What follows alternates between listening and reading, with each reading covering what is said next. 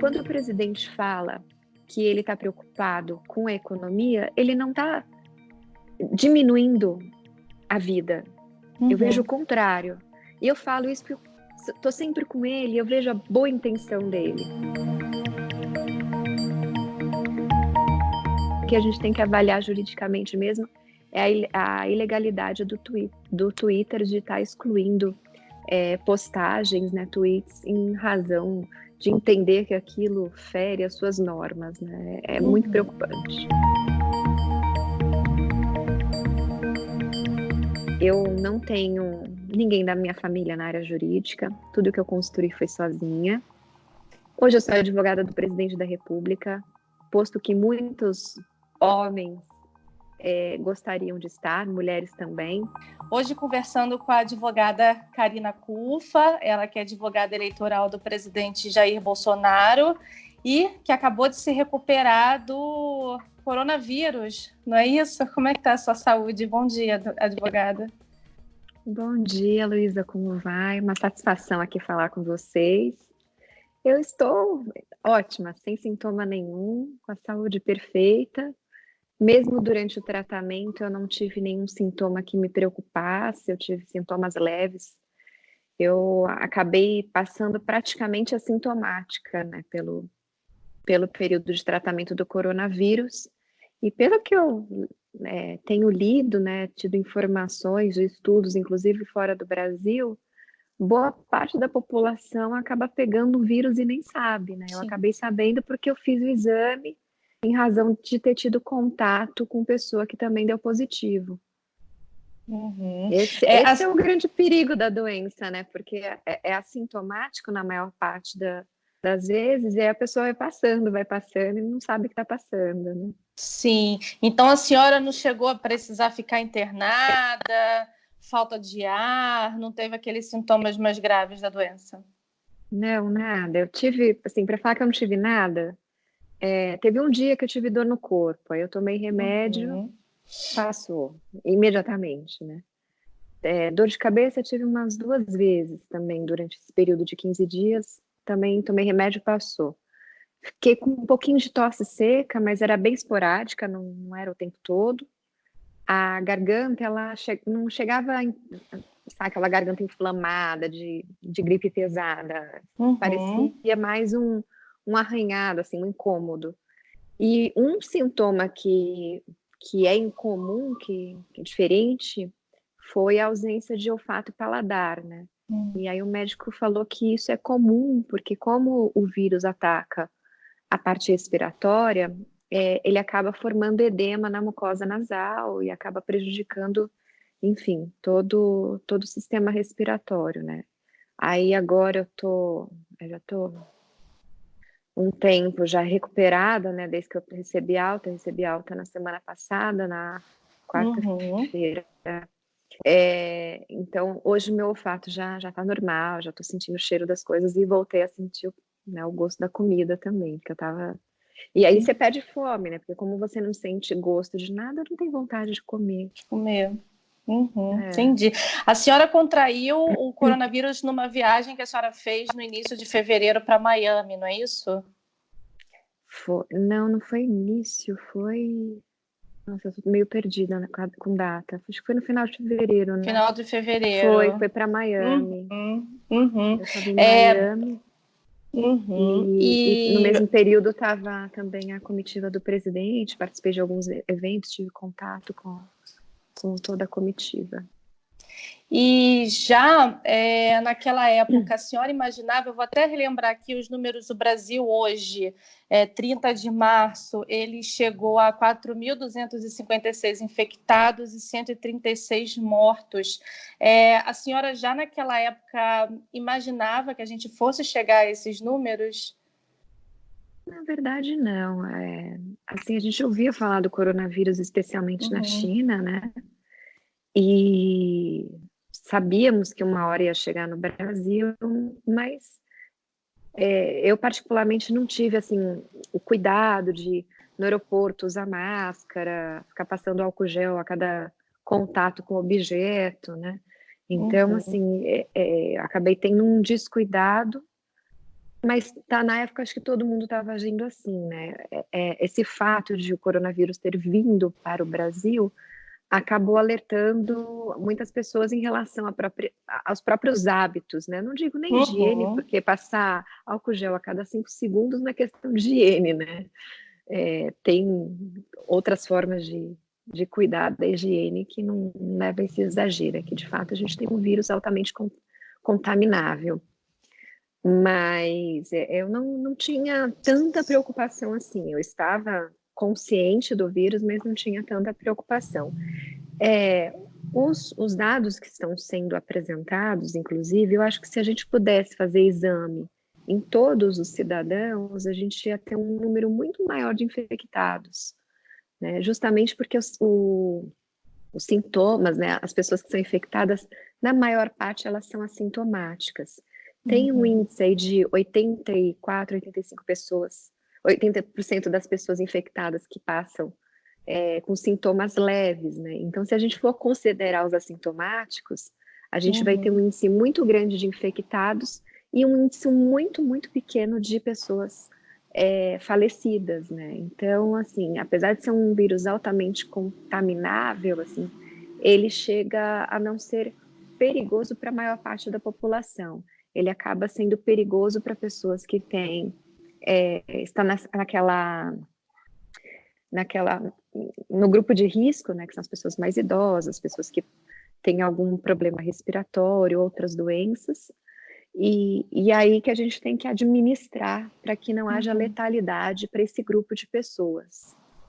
E justamente por causa desses dados, né, dos grupos de risco, apesar desses números pelo mundo, né, assim, agora para atualizar o do mundo, são 30 mil mortes, pelo menos, desde dezembro, e mais de 640 mil casos de contágio em cerca de 183 países e territórios. Mas, apesar disso, aqui no Brasil, ainda existe uma parcela da população que acredita e concorda, inclusive com o presidente Bolsonaro, de que somente esse grupo maior de risco deva ficar isolado. A senhora que teve aí a doença, ela chegou até a senhora, concorda? Qual é a sua análise sobre isso? Sabe por que eu concordo, em especial? A gente está num período de verão, né? E o Brasil, de fato, ajuda a evitar as mortes justamente por conta do clima. Se a gente faz, nesse momento, o isolamento total por um período muito grande, o que vai acontecer? A gente não vai impedir a contaminação, porque a contaminação não tem como evitar. Infelizmente, boa parte das pessoas serão contaminadas. Graças a Deus, como eu falei, a maior parte vai passar de forma despreocupada da doença. Acontece que se a gente mantém o isolamento agora, no verão, a gente vai jogar o pico da doença para o inverno. E aí o que acontece? No inverno, outras doenças podem ser associadas, uma gripe, uma pneumonia, e aí pode agravar a doença, porque se eu estou gripada ou com uma pneumonia, enfim, algum quadro de saúde debilitado em razão até do tempo, né? No inverno a gente fica mais suscetível a pegar doença, principalmente respiratória. Imagine associar isso ao coronavírus. Então, a gente pode aumentar o grau de letalidade. Então, acredito que o caminho seja, de fato, isolar as pessoas do grupo de risco, retomar as atividades até para tornar as pessoas imunes. Hoje eu estou imune. Então, assim, eu posso ir para o supermercado despreocupada, porque eu não vou contaminar ninguém, não vou ser contaminada. E acaba ficando sem sentido também quando a gente tiver um grande número de pessoas imunes dentro de casa. Fica uma coisa ilógica. Obviamente, eu tenho meus pais em casa. Quando eu chego em casa, eu tenho cuidado de tirar a roupa, enfim, lavar muito bem as mãos, os braços, para não contaminá-los. Então, tomo esse cuidado. Mas eu sei que eu não tenho como passar a doença pegando a doença, porque eu já estou imune. Né? Eu poderia passar através de objetos. Então, tem que tomar um cuidado com a higiene mesmo, né, para não estar passando. Mas a gente precisa se preocupar também, além desses dados, que eu acho que a gente pode controlar a contaminação das pessoas de grupos de risco com cuidados que a gente está tomando hoje, mas cuidados que podem ser mantidos. Aliado a isso, hoje tem estudos extremamente positivados em relação ao uso da hidroxicloroquina, da azitromicina. Eu vi pessoas sendo curadas com o uso desse medicamento, né? Tem vários amigos que estiveram comigo em Miami, alguns tiveram que usar o medicamento, né? 2 ficaram, em especial, ficaram no hospital e usaram o medicamento e teve uma aceleração na cura, né? Então isso acaba evitando a letalidade.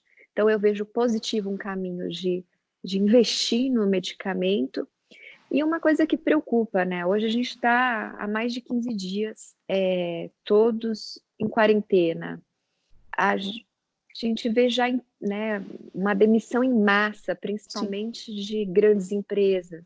A demissão, o que ela ocasiona? Ela ocasiona desestrutura familiar, né, porque aquela família depende daquele recurso para se manter, para comer. Com essa desestrutura familiar, Luísa, vem uma outra preocupação, violência doméstica. A gente vai ter diversas mulheres morrendo, né, em razão desse conjunto de fatores, né? O marido em casa,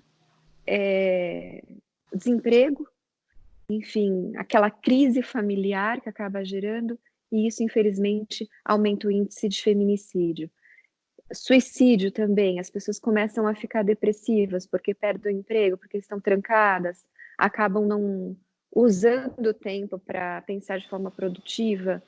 Que a gente está vendo também, Luísa, que me preocupou bastante, já começou, e isso pode se agravar, saques de supermercados e farmácias, né? Então, assim, as empresas que estão abertas, esperando passar essa crise, vão ser saqueadas, né? E aí acaba quebrando também. E as empresas que estão fechadas em razão da pandemia também vão fechar. Então, a gente vai acabar com as empresas, vai acabar com os empregos, isso acaba com as famílias, gera fome, gera suicídio, gera homicídio, gera todo tipo de crimes e mais mortes.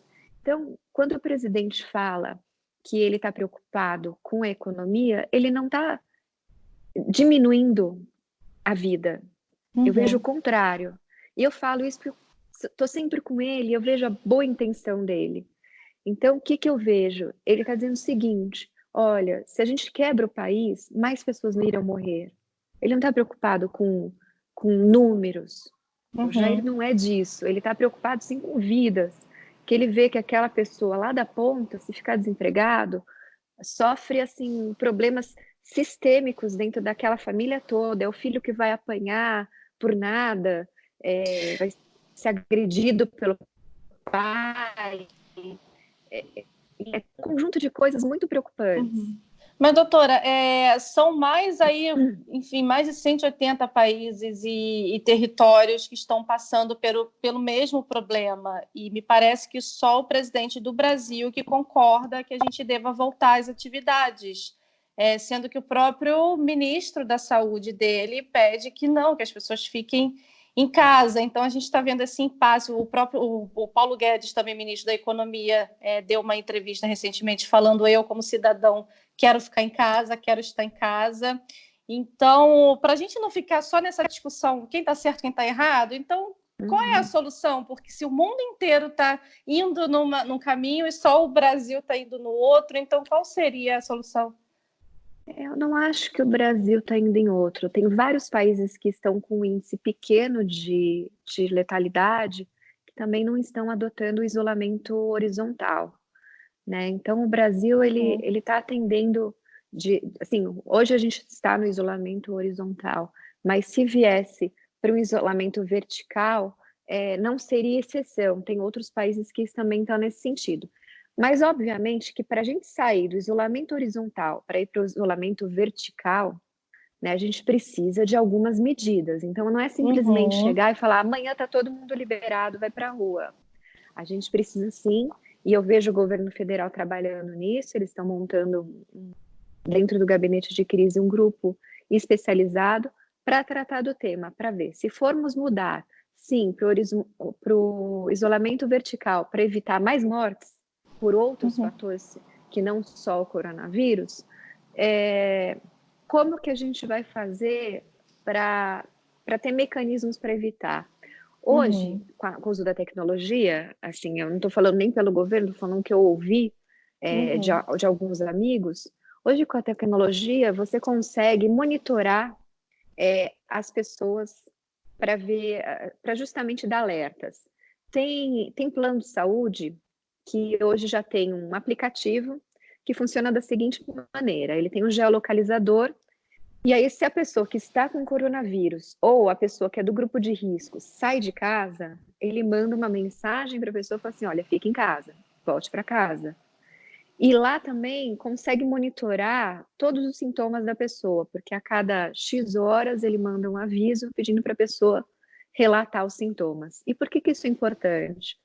Para a gente evitar justamente que pessoas que estavam como eu estava, com sintomas praticamente, né, zero, ir ao hospital. E a gente acaba indo para o hospital por falta de informação. Eu falo por mim mesma. Quando eu soube que estava com coronavírus, antes de saber, na verdade, quando eu suspeitava, eu fiquei meio sem saber o que fazer. Aí eu falei, e agora? O que eu faço, né? Vou para um hospital. Aí eu liguei para minha secretária, eu falei, me fala um hospital aqui em Brasília. Eu vim recentemente de São Paulo, então conheço pouco daqui. Para eu fazer um exame, para ver o que eu tenho, se eu tenho mesmo coronavírus ou não. Aí o que ela fez? Ligou para um médico amigo dela, relatou o que estava acontecendo, e ele falou, não, fala para ela não ir para o hospital, porque se ela for para o hospital, ela vai contaminar um monte de gente, e pior também, vai tirar a vaga de quem precisa, né, de tratamento, pode ser contaminada também, né, então assim, não deve ir no hospital, só vai para o hospital quem está com insuficiência respiratória ou não consegue controlar a febre. Aí eu liguei para esse médico, ele me deu toda a orientação, e com essa orientação eu consegui passar esses 14 dias de forma muito tranquila. Agora imagine uma pessoa desinformada, o que ela vai fazer? Ela vai correndo para o hospital, vai querer fazer exame a qualquer custo, pode ser que o exame não tenha para todos, né? E tem que ser selecionado mesmo para pessoas que estão com um estado mais grave, justamente para evitar. Se a gente tivesse condições de ter para todos, ótimo. Mas o que tem acontecido? Está com uma ausência de produtos no mundo inteiro, né? Então, não tem como a gente falar assim, vamos comprar exame para todos. Não vai ter como, não tem de quem comprar. Então, com uma orientação, se a gente tivesse, de fato, instrumentos, né, para tratar esse isolamento total para o parcial com informação, a gente consegue minimizar e continuar com um índice pequeno de contaminação.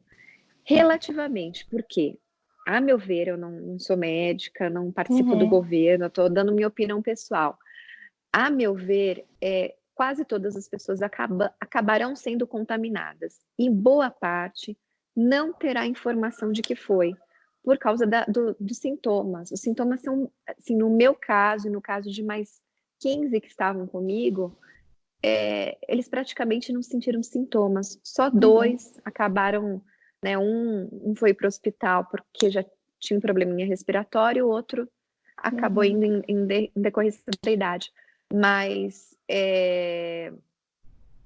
a maioria passa com sintomas tão suaves, viu, Luísa? Se eu não tivesse feito o exame, se eu não tivesse tido contato com ninguém do coronavírus, o dia que eu senti dor no corpo, que é uma dor generalizada, assim, dói o corpo todo, o que eu pensaria? Eu pensaria que foi simplesmente trabalhei demais, que é uma coisa, né, do dia a dia. Nossa, exagerei, tô com aquele cansaço, vou tomar um Dorflex, qualquer remédio para dor e vou descansar. Sim. E aí, no dia seguinte, eu estaria disposta, normal, e ia trabalhar normalmente.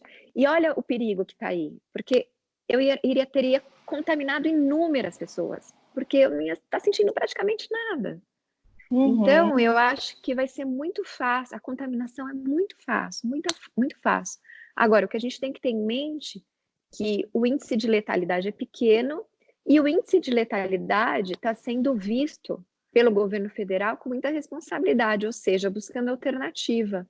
O Brasil, até antes dos Estados Unidos, autorizou o uso dessas substâncias, né, da hidrocloroquina e azitromicina, para tratamento do coronavírus, né? E agora, depois, né, do Brasil, os Estados Unidos veio autorizar também. Isso partiu de um estudo da França, que já tinham feito algumas avaliações em pessoas, não foram avaliações em animais, e aí o Brasil começou a adotar. E como que a gente viu que isso era importante? Tem vários médicos e hospitais que estavam já aplicando o medicamento antes mesmo da autorização da Anvisa. E eles mesmos começaram a relatar né, a melhora dos pacientes. Claro, vai ter paciente que não vai ter melhora? Vai. Por quê? Porque às vezes o estado de saúde é muito grave, né? E às vezes reúne com outros fatores, né? A gente vê que as pessoas que faleceram aqui no Brasil, a maioria tinha outros problemas de saúde. Né? E aí, claro, se você tem uma saúde debilitada, né? Eu estava conversando com uma moça que a mãe dela faleceu. A mãe dela tinha ela e estava com a saúde super, super debilitada. Pegou coronavírus, não aguentou. Né? Então ela falou assim, eu não tenho como culpar o coronavírus, a saúde da minha mãe já era muito debilitada. Né? Só queria lembrar a questão da cloroquina. O Ministério da Saúde realmente informou que é um tratamento promissor, mas que ainda precisam ser feitos mais estudos para comprovar a eficácia e até a segurança desse produto. Até explicando como funciona isso, Luísa, é que assim, as pesquisas oficiais só podem ser iniciadas a partir da autorização da Anvisa. Todas as pessoas que foram medicadas, que foram curadas com esse medicamento antes da autorização, não podem ser inseridas em grupos de pesquisa, porque não tinha uma autorização, portanto não seria legal estar divulgando dados sem autorização da Anvisa. A partir do momento que a Anvisa deu autorização, e aí você me corrige se eu estiver errado, acho que foi na quinta-feira passada,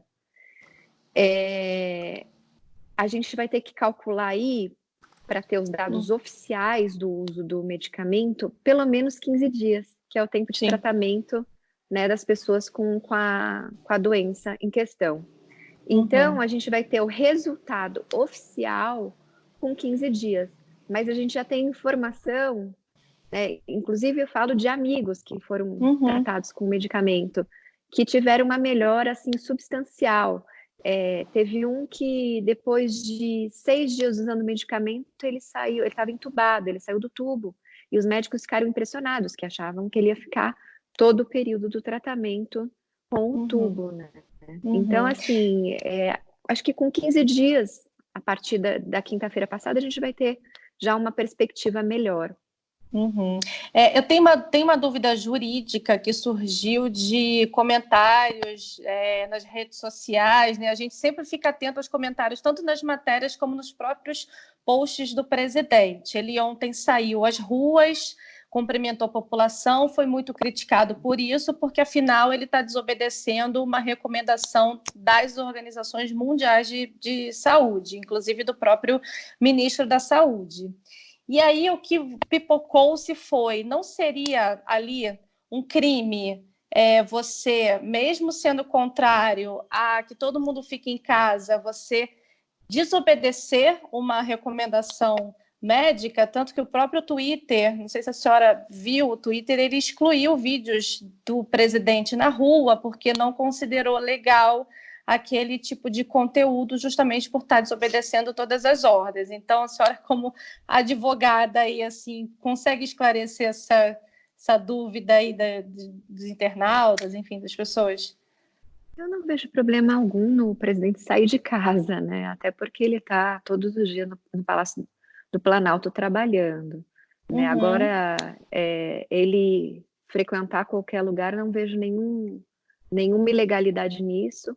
Como eu falei ontem, eu fui ao supermercado, coisa que eu não gosto de fazer, mas enfim, fui ao supermercado e tinha inúmeras pessoas no supermercado, então a gente não pode proibir que ele vá a algum local em dado momento ou não. O que me espanta também, e é uma coisa que a gente tem que avaliar juridicamente, é a posição do Twitter em excluir posts, né? Tweets. Inclusive, o Eduardo Bolsonaro teve acho que foi no Facebook, uma exclusão feita, e eu entrei com ação e ganhamos no Tribunal de Justiça, né? Por essa exclusão indevida. Então, o que me impressiona mesmo é ver redes sociais, né, monitorando a liberdade de expressão, a liberdade de manifestação. Isso me preocupa bastante, né? Ainda mais, né, Luísa, você como jornalista, imagina ser retalhada em relação às suas ideias, né? Então, é uma coisa que a gente tem que sempre preservar, não só o direito de manifestação, né, da imprensa, mas também de qualquer cidadão, né? E se o cidadão não pode, na rede social, manifestar qualquer opinião, e ali o presidente estava como cidadão, né? Inclusive era no domingo, imagine para que caminho que a gente vai, né? Então, é uma coisa que a gente tem que avaliar juridicamente mesmo, é a ilegalidade do Twitter de estar excluindo postagens, né, tweets, em razão de entender que aquilo fere as suas normas, né? É muito preocupante. Mas não preocupou de ver o presidente em meio à aglomeração de pessoas, de novo, com recomendações de que a gente não fique em grupos, justamente para não transmitir a doença. Isso não te preocupou? Ele, como cidadão, ele saiu, e obviamente que ele tem que estar com seguranças dele. Eu não vi nada de ilegal lá, ele não faria nada de ilegal, até porque ele tem um corpo jurídico qualificado que daria qualquer orientação antes de ele fazer qualquer coisa. De todas as tomadas de decisões até aqui do governo federal, do presidente, do ministro da Saúde, as declarações que ele fez de que podia se tratar de uma gripezinha, ou que se ele pegasse o coronavírus provavelmente não ia ser grave por ter um histórico de esportista, alguma ponderação que a senhora faz no discurso dele, ele que vem sido criticado justamente por contrapor a ideia de ser contra a ideia de todas as organizações de saúde. Alguma ponderação a senhora faz no discurso dele? Luísa, quem conhece bem o presidente Jair Bolsonaro sabe que ele é uma pessoa extremamente espontânea, né, gosta de usar frases de uma forma mais extrovertida, né? Então, quando ele fala assim, é uma gripezinha, é porque os sintomas da doença são sintomas de gripe, né? E quando ele fala assim, não é isso que vai me derrubar, né? Porque eu tenho um perfil de atleta, ele está querendo mesmo, assim, mostrar que ele não tem, que apesar de ele ser do grupo de risco por conta da idade, né? Ele confia na saúde dele e ele não vai ficar recolhido dentro de casa quando ele tem assim um problema gigante nas costas para defender. Então ele quer mostrar assim justamente para a sociedade que, olha, eu tenho a saúde forte, se eu tiver que ir para a rua, pegar o vírus, enfim, para proteger vocês, eu estarei aqui. Quem conhece bem ele sabe realmente o que ele está pensando e entende a forma como ele fala e do jeito que ele fala, né? E eu não acho que isso deve ser uma preocupação grave, acho que a preocupação tem que ser mais com as ações. E eu vejo o governo federal trabalhando muito bem nisso, né? Às vezes eu vou até o Palácio do Planalto, vejo as movimentações, vejo o presidente muito preocupado, tomando medidas, e são medidas conjuntas, né? Porque não adianta a gente falar assim, fica dentro de casa aí trancado passando fome. Isso não resolve o problema, né? Então, a gente vê o governo federal trabalhando na contenção do vírus, sim, pensando, analisando, reunindo cientistas para ver qual que é a melhor fórmula, e há uma divisão entre os médicos, tem médico que defende, né? A gente vê alguns, que nem o ex-ministro Osmar Terra, né? Que foi também secretário de saúde, tem o doutor Ovando também, tem outros médicos conhecidos, o Roberto Zeballos, enfim, tem uma divisão aí de entendimento entre grandes médicos e ex-secretários, né, de saúde sobre a questão do isolamento total. Então, o que a gente vê lá dentro do governo federal? Um trabalho ouvindo os dois grupos, até para decidir qual que é a melhor forma. Ninguém tem certeza qual que é a melhor forma, porque é uma doença nova, né? Mas a gente vê isso, vê investimento em hospitais, né? Recentemente, ele suspendeu a cobrança da dívida dos estados para que os estados também possam investir, né, nos hospitais, compra de respiradores, máscaras, enfim, todo esse utensílio necessário para os médicos trabalharem com coronavírus, injeção de recursos na economia, em especial visando a pessoa menos favorecida, né? Foi feito agora um vale de R$ 600 para a pessoa que necessitar na crise, em razão do coronavírus, juros de banco sendo reduzidos, liberação do FGTS. Então, a gente vê diversas ações em conjunto, né? Porque não adianta falar, fica dentro de casa passando fome, pirando, não tem, né? Então, assim, a gente vê um conjunto de ações para o país passar dessa situação de uma forma mais tranquila, dentro das possibilidades, né? Porque a gente sabe que não dá para passar como se nada tivesse acontecido. A economia vai sofrer, as famílias vão sofrer, pessoas irão morrer. Isso a gente sabe. Mas o que é importante ver é que tem esse conjunto de ações. O que a gente tem que fazer? Tem que ter mais hospital, porque de fato, infelizmente, os governos anteriores preferiram investir em estádios do que em hospital. Então tem que investir em hospital, tem que comprar insumos para combater o coronavírus, tem que investir em pesquisa de medicamentos, de soluções efetivas para acabar com o coronavírus, porque se a gente tiver um medicamento que promete, de fato, reduzir o tempo de tratamento e impedir morte, nossa, superamos o problema do coronavírus, né? E tem que cuidar da economia. Para quê? Para que as pessoas não morram de fome, para que o desemprego não aumente. Então, a gente vê um conjunto de ações aí que eu vejo de forma muito satisfatória, né? Eu de perto eu vejo isso e fico contente, de verdade, de ver esse conjunto de ações, todos os ministérios alinhados, trabalhando, orientando.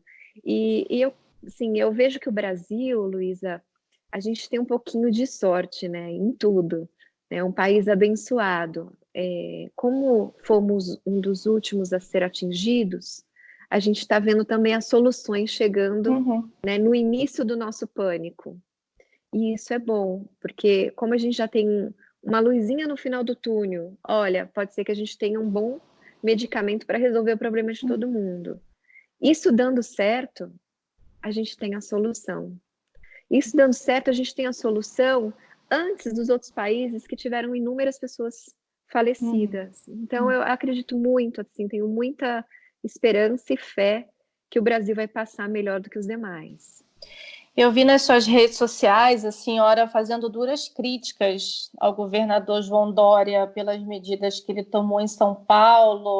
Falou-se até de impeachment dele, porque ele fechou tudo, pediu para todo mundo ficar em casa. Então, essa definitivamente para a senhora não é a solução. Não, e qual que é a minha maior crítica ao governador João Dória?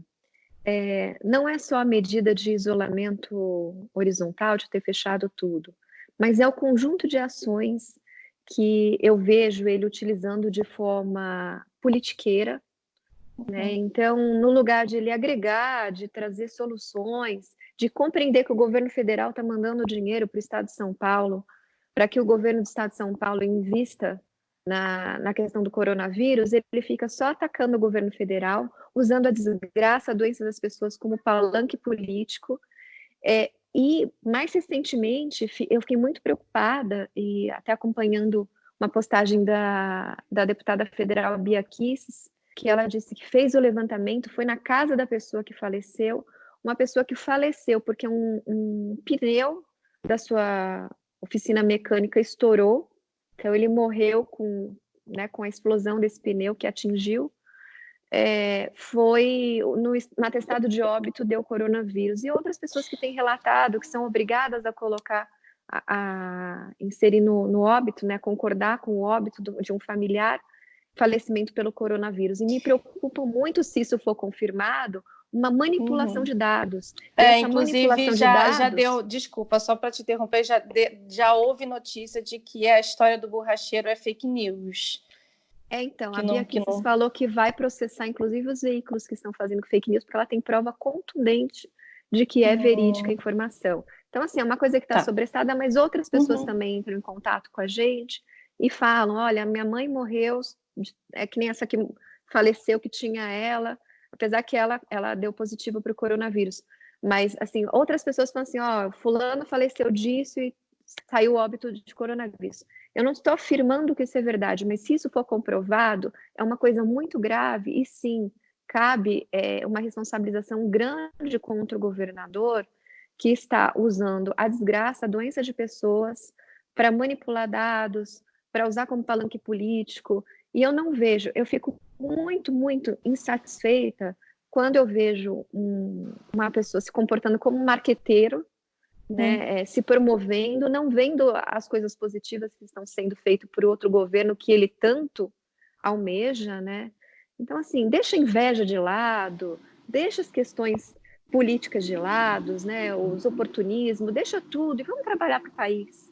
É isso que me incomoda. E por que eu falo de São Paulo? Porque eu sou de São Paulo, sou paulistana, e fico muito incomodada de verdade de ver meu estado sendo conduzido por uma pessoa que não está nem aí com a população, que a preocupação dele é só em aumentar a popularidade e derrubar o presidente Jair Bolsonaro.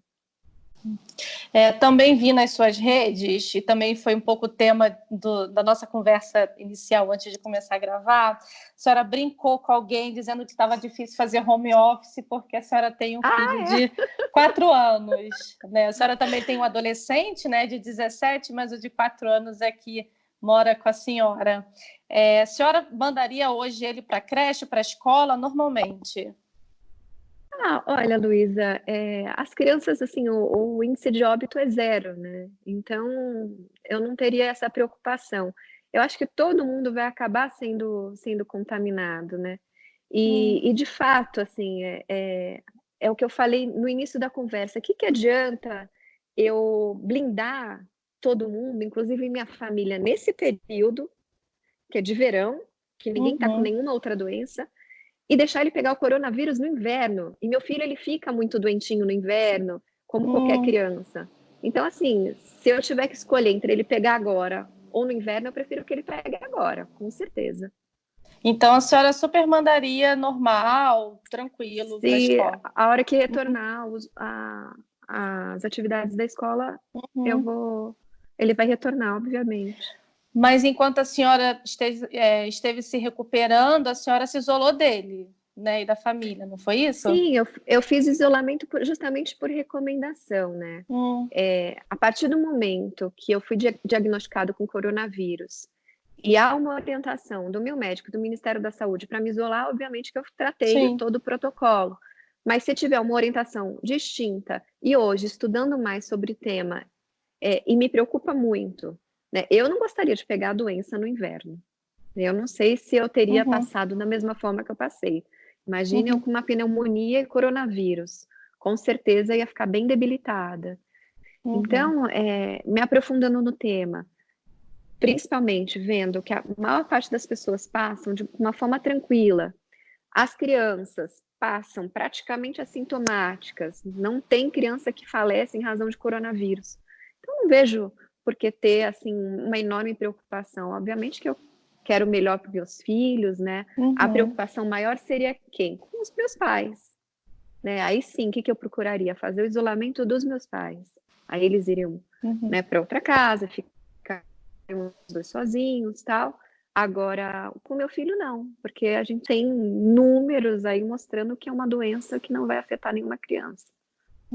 E ele deve estar louco já para sair, né?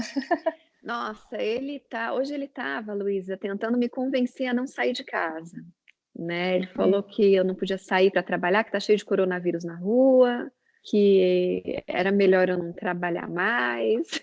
E aí vai, né? A criança tem uma mente super criativa e ele é muito esperto, né? Outro dia ele falou assim: mamãe, fala para o Bolsonaro ir lá no céu e jogar água e sabão que o coronavírus vai embora. Porque ele viu um vídeo mostrando do orégano com água e sabão, Ótimo esse vídeo.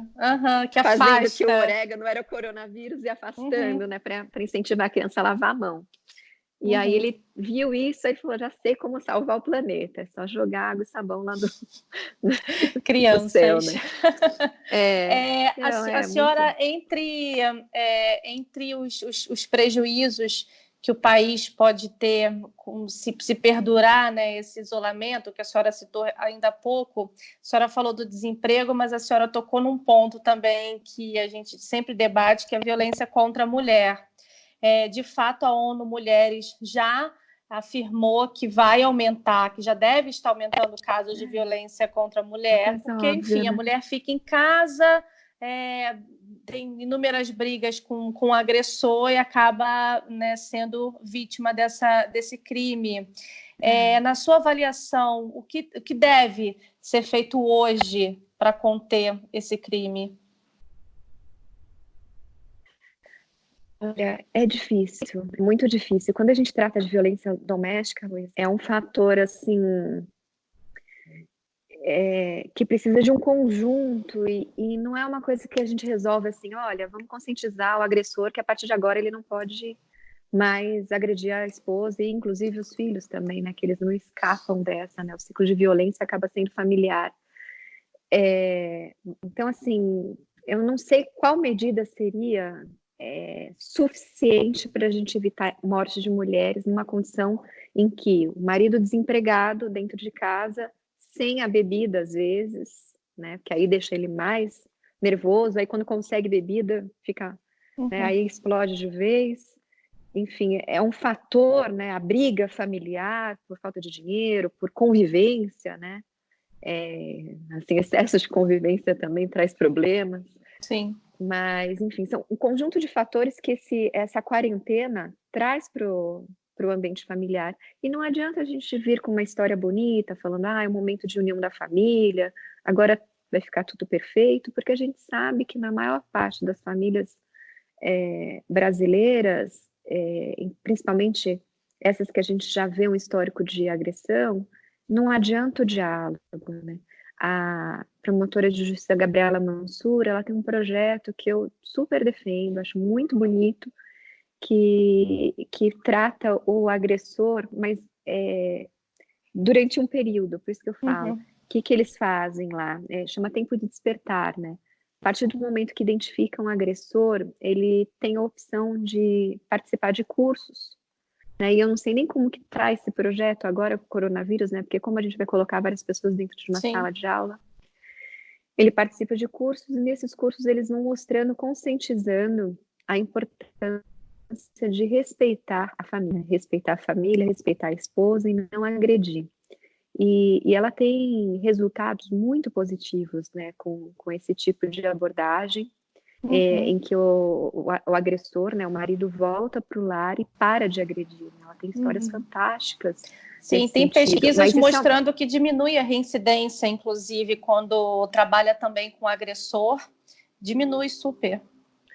Então, eu acho que esse é o caminho. Assim, eu já vi outras soluções, enfim, mas eu acho que o melhor caminho para a gente resolver o problema familiar e sistêmico é muito interessante falar desse tema, né? Eu não gosto, obviamente, do que acontece, mas gosto de tratar do tema. Mas é interessante isso porque se a gente cura esse homem, ele resolve o problema dentro do lar, ou seja, ele para de agredir a mulher, a filha também não repete o padrão, o filho não repete o padrão, porque aquele padrão é cortado. Agora, se a gente simplesmente incentiva né, o rompimento daquela família, ou seja, agrediu, vamos prender, faz o divórcio, cada um para o seu canto, a gente traz outros problemas. Um problema, geralmente é o homem que sustenta aquele lar, né? E aí a mulher, ela se vê, ou mesmo se sustenta em conjunto, ela acaba sendo a única responsável financeira pela família, porque boa parte dos homens, e principalmente com esse perfil, acabam esquecendo completamente que tem família, que tem filhos, né? E aí, e pior, ele vai procurar uma outra mulher para repetir o padrão. Então, é outro lar que ele constitui, outros filhos, uma outra esposa que vai ser agredida, e aquilo vai virando, vai crescendo. Então, assim, eu vejo hoje como solução de verdade para a violência doméstica esse projeto da Gabriela Mansur, né? Eu acho que a gente abordar o agressor para que ele mude de comportamento, a gente consegue uma solução muito positiva de pequeno, médio e longo prazo, né? Porque a gente corta aquele ciclo. Mas, de fato, agora no período de coronavírus, fica difícil fazer uma abordagem, né? Porque como que a gente vai mudar uma pessoa dentro de uma situação de crise, a pessoa dentro de casa, e sem poder fazer um acompanhamento, né? De fato, é muito preocupante. Sim, o próprio presidente, ele falou ontem, nesse domingo, dia 29 de março, em determinado momento, sobre o aumento da violência contra a mulher, mas aí ele diz que falta de dinheiro acontece isso, né, violência, mas só lembrando que não é só a falta de dinheiro, né, que faz o agressor, né, agredir, fazer a mulher dele de vítima, né. É um problema psicológico, talvez, né? Um problema social também, né? Porque geralmente o agressor, ele teve já isso, né, na sua família, viu seus pais, seus avós, né? São padrões que se repetem, né? Então a gente tem que tratar disso. Claro que a falta de dinheiro agrava, o uso de bebida alcoólica e drogas também agrava, né? Tem fatores que são agravantes desse comportamento, mas obviamente que a falta de dinheiro é um dos fatores, né? E é uma situação muito, muito delicada, muito preocupante. Espero que o país possa, com o tempo, estar avançando nisso. Eu acho que só da gente tratar do tema, porque alguns anos atrás nem se falava do tema, né? Então, da gente tratar do tema já é alguma coisa. Antes você via, né, não digo nem do nosso tempo, mas um pouquinho, assim, mais das nossas mães, né, não precisa ir muito longe, você via um casal brigando, né, tinha aquele ditado, briga de marido e mulher, não se mete a colher, né. Hoje não. Se mete a colher, chama a polícia, né? Tudo. Enfim, ninguém admite mais, né? Principalmente quem está de fora olha aquilo e fala, não. Então a gente já teve um passo importante que é discutir o problema, né? Antes sequer era discutido, as mulheres eram subjugadas, eram desprezadas, né? Eram diminuídas por seus maridos e eram obrigadas a se manter no casamento por uma questão social, por uma questão de necessidade financeira, enfim. Então, vários fatores, né? O fato de a gente dialogar, o fato da mulher ter se antecipado financeiramente, né? Hoje a gente vê que as mulheres, elas são, na maior parte, quem investe no lar, né? Quem é responsável pelo lar, sejam casadas ou não, tem mulheres casadas que também acabam arcando com boa parte, ou se não tudo, né, das despesas de casa. E isso é importante porque a gente conseguiu ter voz, né? A gente conseguiu ter voz tanto para escolher a nossa vida, escolher o rumo da nossa vida, como também para defender as que ainda não têm condições de serem defendidas sozinhas, né? Então é muito importante esse avanço. Falando, inclusive, em mulher ter mais voz, a senhora tem uma trajetória aí marcada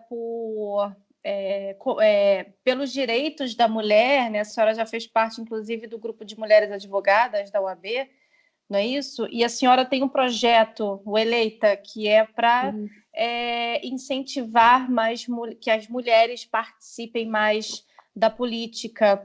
Esse ano a gente vai ter, inclusive, eleições municipais. Queria que a senhora fizesse uma análise se, de repente, as mulheres estão realmente buscando entrar mais na política para ter mais voz também. Como que está esse projeto? Falar um pouquinho dele também. Ah, legal. Então, eu fui uma das primeiras mulheres, na verdade, no meio da advocacia, eu fui a primeira mulher a tratar sobre participação da mulher na política, né? Quando eu tentei fazer o primeiro evento, e foi na OAB, foi vetado o evento. E aí eu fui perguntar, né? Falei, mas por quê? Meus eventos todos passam, né? Por que esse foi vetado? O tema é insignificante. Porque na época, acho que isso era em 2008 ou 2009,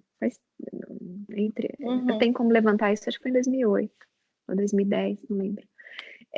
Na época, a cota para as mulheres, inclusive de candidatura, nem se falava em cota financeira, né?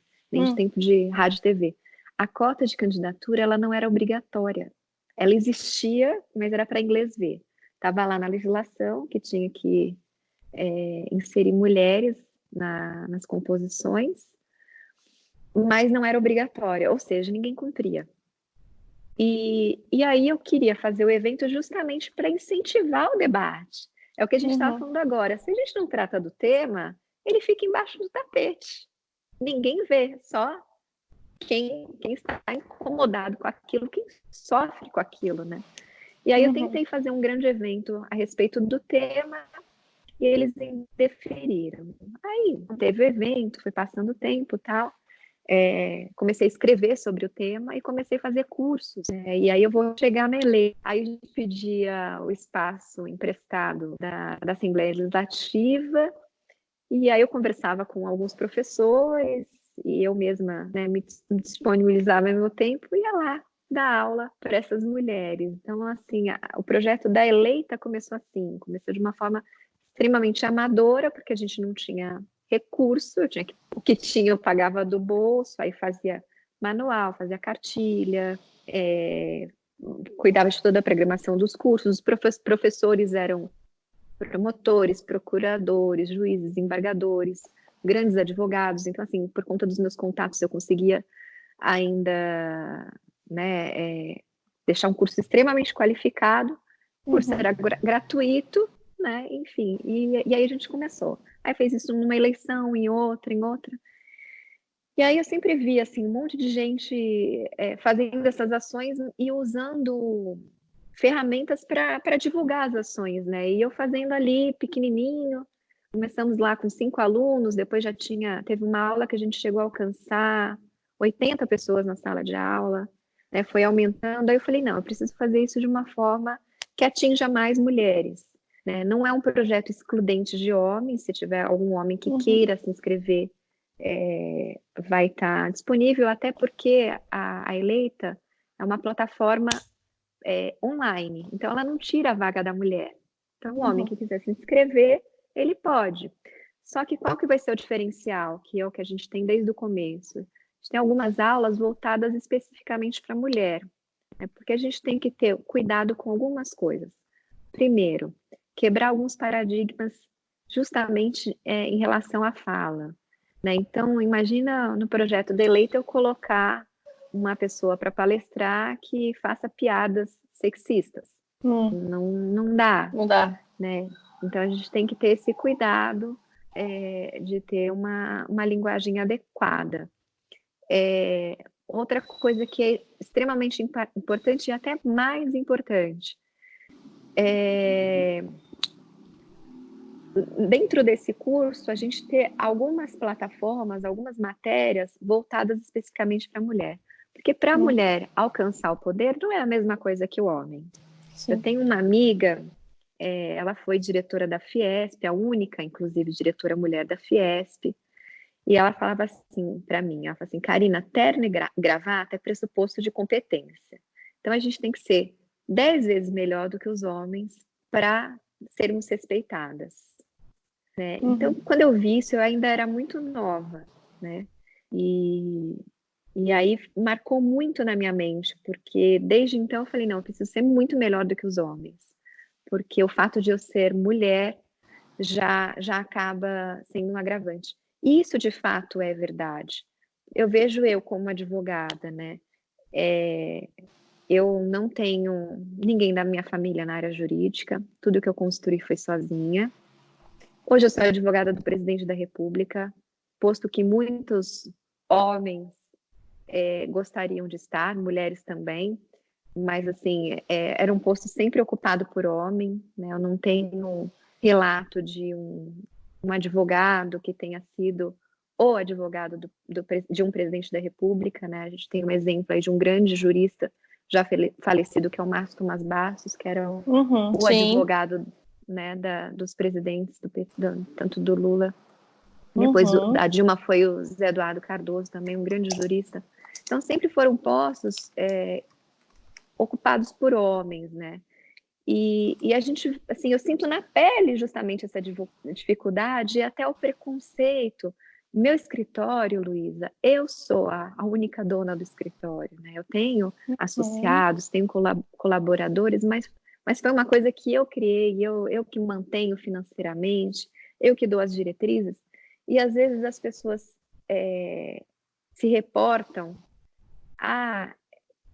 querendo de alguma forma diminuir. E eu vou te dar um exemplo. O meu escritório advoga em várias áreas. Eu me especializei em direito administrativo e eleitoral. E quando alguém vem falar comigo que não me conhece exatamente, só sabe que eu sou advogada do presidente, chega e fala assim: ah, mas seu escritório só faz eleitoral? Se eu fosse homem, isso jamais seria perguntado. Porque eu falo, não, o escritório de advocacia com certeza é um baita escritório de advocacia, porque é um homem que está à frente. E eu tenho filial em Brasília, né, São Paulo e Brasília, estou montando agora uma terceira filial em Curitiba. Então, assim, é um grande escritório com diversas áreas, mas as pessoas desacreditam porque é uma mulher à frente. Né? Então, Inclusive, assim, a gente vê isso e sente na pele. Eu queria, inclusive, lembrar, para quem não acompanhou, lá atrás, quando o presidente ainda era do PSL, estava se desligando, a senhora foi apontada como articuladora assim, da briga do presidente Bolsonaro com o presidente nacional do PSL, que é o Luciano Bivar. Eu imagino que isso tenha batido para a senhora assim como um puro machismo, né? Foi, Luísa. Na verdade, e assim, até uma coisa interessante para abordar, do presidente Bolsonaro e dos filhos, eu nunca sofri um desrespeito, nunca me trataram menor, nunca. Eles me veem mesmo como uma pessoa que eles podem se aconselhar, né? E eu posso até relatar situações aqui que são realmente que reforçam isso e sempre me respeitam. Agora, por parte do PSL, eu sofri inúmeras situações de machismo, inúmeras. Eles, de fato, buscavam me diminuir, e acredito sim, por ser mulher. E quando teve o rompimento, que foi uma briga do presidente da República com o presidente do partido, eles tentaram jogar a conta nas minhas costas e buscaram, de alguma forma, o pessoal do partido, uma aproximação, eles tentaram remediar o problema, querendo colocar a culpa em mim. Porque, ela é mulher, vamos colocar a culpa nela, a gente se resolve e está tudo certo. E o presidente, para chegar a uma ruptura, ele estava muito certo do que ele estava fazendo. Ele se aconselhava comigo, óbvio, antes de ele tomar a decisão, eu insistia para ele tentar ficar no partido, ele ficava muito preocupado, porque ele falou assim, Karina, tudo que acontece no partido, falam que tem a ver comigo, e eu nem sei nada que acontece no partido. Tanto que quando ele pediu para eu advogar para o partido, a ideia era justamente que eu recebesse as informações, que implementasse o compliance no partido, para que a gente tivesse controle de irregularidades. Né? Quando surgiu a história de candidaturas laranjas, o presidente nem sabia, não tinha nem noção do que estava acontecendo, porque nunca viu as finanças, nunca viu um extrato. Se a gente tivesse o compliance lá, a gente evitaria. Então, a ideia de me colocar dentro do partido foi para ser um olho do presidente. E sendo, né, a pessoa do presidente dentro do partido, a gente ficou negociando durante quase 10 meses a implantação do compliance, cotando com todas as empresas da área, enfim, tendo um monte de trabalho assim para efetivar a implementação da compliance, o presidente chegou para mim e falou assim: Carina, já tem, sei lá, uns 8 meses que eles vieram aqui, falaram que iam contratar o compliance, que iam mudar a liderança de governo, que era a Joyce Haussmann, que já estava trazendo problema para a gente desde o início do mandato, ia trocar também o líder do Senado e da Câmara. E até agora nada. Aí eu falei assim, presidente, eu vou ser muito honesta com o senhor. Eu acho que eu não tenho condição de convencê-los. Eles estão enrolando, estão me diminuindo por ser mulher. Eles estão assim, deixa a menina falando aí e vamos tocando as nossas coisas.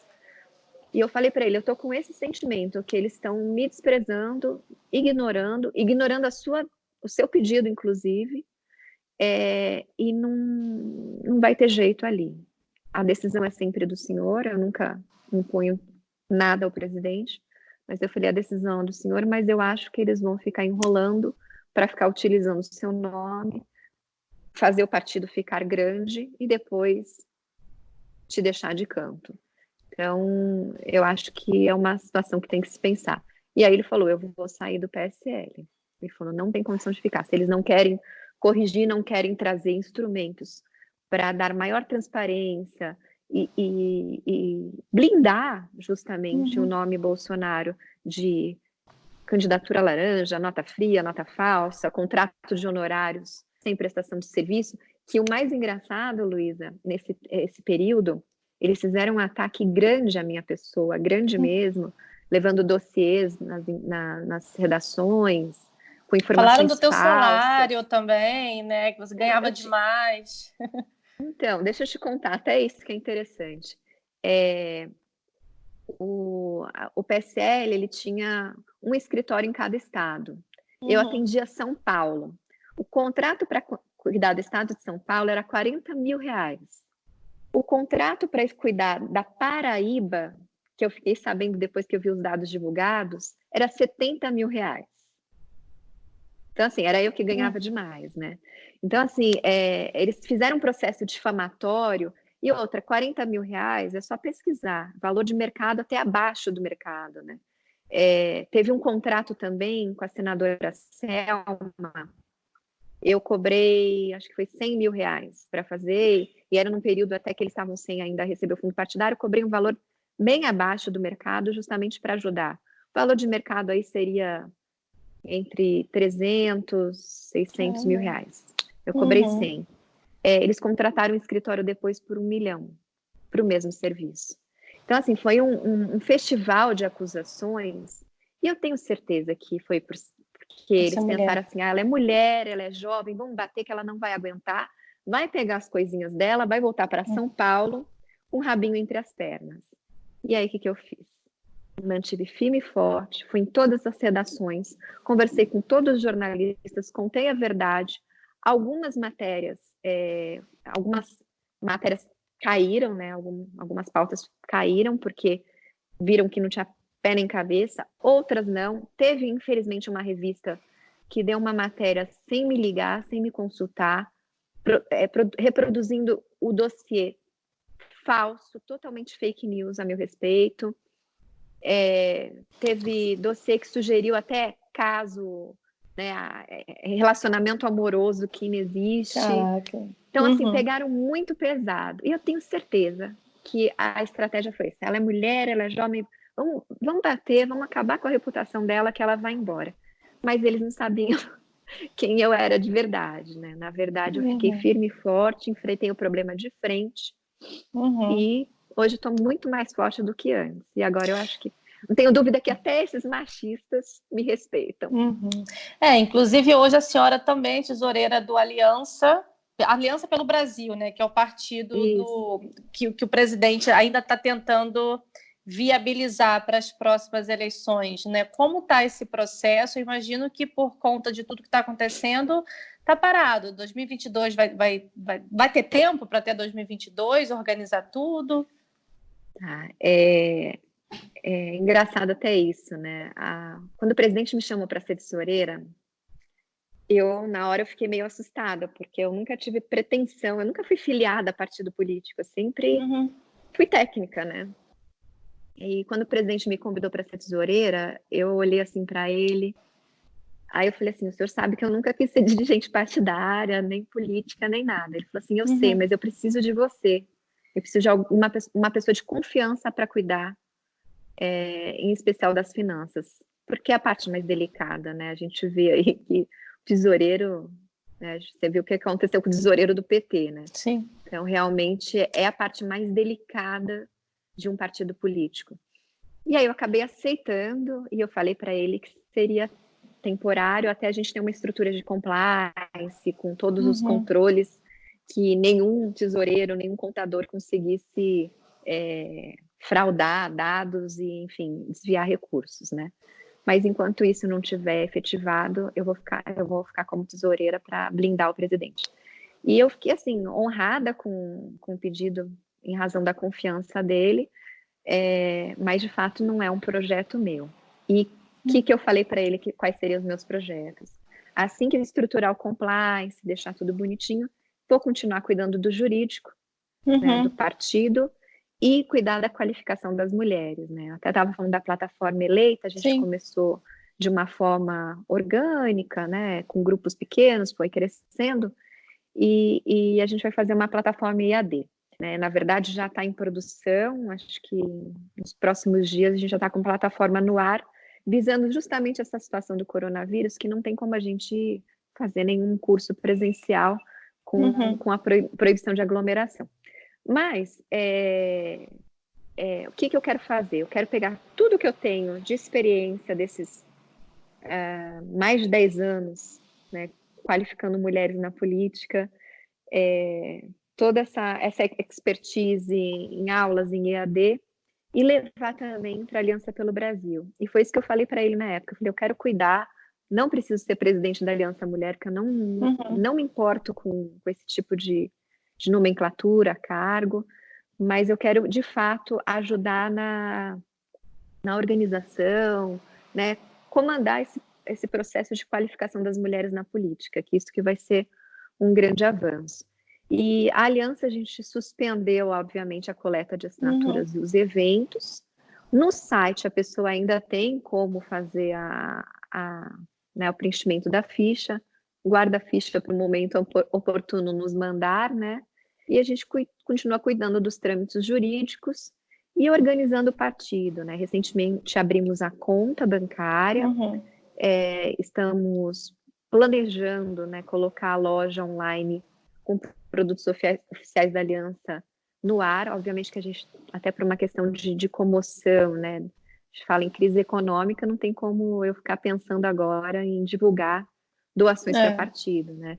Então a gente suspendeu isso, não temos como ficar divulgando pedidos de doações para o partido, mas assim que as coisas normalizarem, a gente continua com as doações, né? A gente continua com esse projeto de implementar as doações, para que o partido seja subsidiado com recursos privados, né? E os cursos presenciais, enfim, a gente faz toda a retomada de eventos.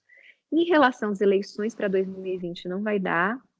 Quando o presidente disse que ele achava que a melhor solução era a criação de um partido do zero, né? Até porque a gente identificou que a maior parte dos partidos que estão prestes a serem extintos, em razão da cláusula de barreira, tinham muitas dívidas, muitos problemas, um passivo muito problemático, né? Então ia ser muito difícil limpar a casa. Então a solução melhor seria abrir um partido do zero. Quando a gente apresentou essa solução, eu falei para ele, falei: presidente, eu acho que a gente não consegue para 2020. Tudo bem do mesmo jeito? Ele falou: não, tudo bem, vamos tentar. Quando a gente começou a fazer a coleta de assinaturas, a gente até sentiu que daria tempo, porque teve uma adesão muito grande. A gente está com mais de 1 milhão de fichas para serem lançadas, né? Só que aí, de fato, por conta de burocracias do sistema, burocracias, enfim, de todo o processo em si, a gente identificou que não ia dar tempo para 2020 mesmo. Mas desde o começo ele estava consciente disso e despreocupado. Agora, para 2022, não tenho sombra de dúvidas, até porque a gente consegue a habilitação para o partido funcionar ainda esse ano, né? E desse ano não passa. A gente consegue sim, porque são alguns trâmites. Eu preciso que a corregedoria do TSE regulamente alguns pontos, a gente precisa de uma adequação no sistema do TSE. São coisas pequenas que a gente consegue resolver isso com facilidade. Não vejo nenhum problema aí. A senhora falou que nunca pensou nem em se filiar a algum partido, mas hoje, com toda a sua experiência, a senhora já cogitou se candidatar a algum cargo público? Olha, eu adoro política. E, assim, isso, desde pequena, movimentos estudantis, eu gosto muito. E eu acho que eu tenho o perfil. Mas eu não tenho pretensão de sair candidata a nenhum cargo. Eu gosto muito de colaborar, de qualificar pessoas para a política. Eu gosto de pensar estrategicamente, de ajudar, pensar de forma macro, né? E eu acho que eu posso desenvolver esse trabalho independente de mandato. Então, não tenho nenhuma pretensão. Claro que várias pessoas falam que eu penso, às vezes, de uma forma egoísta, porque a política precisa de quadros como eu, principalmente mulher, né? Que seria exemplo para muitas outras mulheres. Eu recebo bastante esse tipo de crítica, mas eu acho que eu consigo colaborar bastante formando essas mulheres, né? Dando o exemplo sem precisar ser uma política, né? Apesar que eu acho que ser político ou não ser político, eu acho que não está ligado a ter ou não mandato, né? Mas é perfil. Então, se pensar em perfil, eu tenho um perfil político, né? Porque quando você vê uma pessoa que se dá bem com a questão da comunicação, pensa muito na parte social, né? Quer buscar soluções para ver um país melhor, não tem como dizer que ela não é política. É claro que a gente tem um mal político, né? Quando fala no sentido da palavra, também tem o mal político, aquele que busca um cargo público para proveitos financeiros próprios, né? E não é o meu caso, obviamente, porque na iniciativa privada eu estou muito bem. Mas é isso, eu não tenho nenhuma pretensão, não sei o dia de amanhã, né? Mas de fato eu prefiro continuar com esse projeto de qualificar mulheres na política, seja pela Eleita, né, que é uma plataforma suprapartidária, né, independente do partido político, seja na Aliança pelo Brasil, nas minhas aulas, através dos meus livros, e até mesmo assessorando diretamente homens e mulheres aí que querem fazer um país melhor. Legal, doutora, que bom que a gente conseguiu conversar, finalmente. Obrigada por falar com o UOL. E a senhora aí acabou de se recuperar, né, do coronavírus, então, obrigada aí pela atenção e sucesso, enfim, melhoras também. Não sei se a senhora está 100%, se a senhora voltou a trabalhar, mas melhoras aí, se cuida. Tô 100%, Luísa, e é engraçado que quando eu saí do isolamento, no dia seguinte eu falei para o meu médico, assim, tem certeza que eu não posso passar para ninguém? Ele falou, não, absoluta, depois do 13º o vírus já vai embora, 14º é a margem de segurança, né? Aí como eu fiquei 15, no dia seguinte eu já estava, né, trabalhando, fazendo reunião, recebendo pessoas no escritório, enfim, estava trabalhando normalmente. E justamente por isso, como eu não posso passar o vírus para ninguém, nem pegar o vírus, eu posso trabalhar com mais tranquilidade, né? Legal, a senhora está em Brasília, é isso? Tô em Brasília. Essa semana ainda vou para São Paulo, que eu tenho escritório lá, então eu posso pegar um voo tranquila, sem risco, e continuar com as minhas atividades. No final, foi até favorável ter sido contaminada logo. Peguei no período de verão, não estava com nenhuma outra doença, e agora estou 100% liberada, sem sintoma nenhum, com a saúde perfeita e podendo trabalhar, porque de fato, para quem adora trabalhar, ficar tanto tempo assim, sem trabalhar normalmente é difícil. E nesse período de isolamento eu consegui fazer trabalhos, né, em home office, Mas desde que eu cheguei em casa é impossível. Até para estar conversando com você aqui, eu tive que pedir para minha mãe entreter o pequenininho para eu conseguir trabalhar com tranquilidade. Legal, doutora. Super obrigada e bom trabalho, boa semana. Obrigada, ótima semana.